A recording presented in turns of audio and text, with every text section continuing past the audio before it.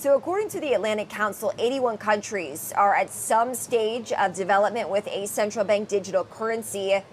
Break down that number for me. What do we know? Hey, Kristen. So the largest chunk, about 32, are in the research phase, and that's where the US is. While 14 have launched pilots and 16 are in active development. There are also five smaller countries, mostly in the Caribbean, actually, that have already launched digital currencies.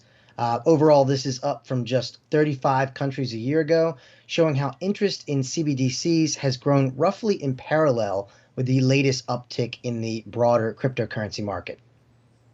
It is interesting. Okay, so let's just keep it on this. Notable countries to launch these pilots: China, Lithuania, Saudi Arabia, Singapore, South Korea, Sweden, Thailand, Ukraine, and the UAE. Alex, talk to me more about how the U.S. fits into this. I mean, frankly, are we behind?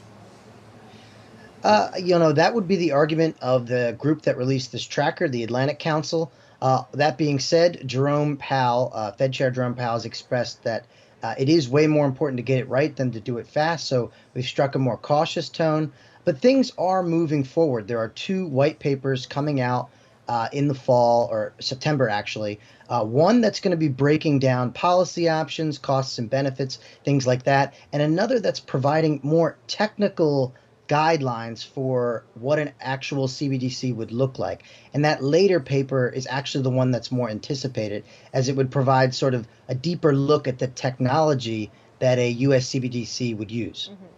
Okay, so CBDC, for our viewers, central bank digital currency. I think I got that right, Alex. Supporters, we know, of a Fed-backed CBDC. Speaking before Congress this week, what was the argument and how did lawmakers respond? So the basic argument from supporters is that if we want to have a role in setting the tone and creating the model upon which other CBDCs will be created, we have to move quickly. And that doesn't necessarily mean rushing out a coin. What it means is signaling to the rest of the world what we're thinking, essentially. So I think these two white papers could serve that role in letting the world know where the US stands when it comes to central bank digital currencies.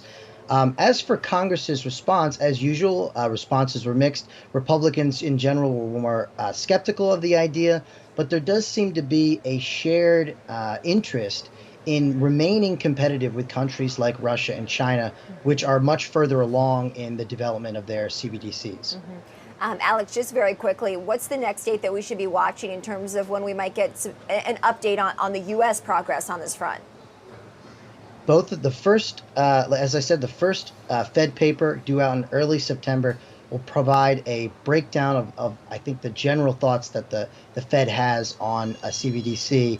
We also need to keep an eye on Congress because Powell has said many times it is not in the Federal Reserve Act that he can just do this unilaterally. So he will be looking to Congress for some type of legislation to move forward here.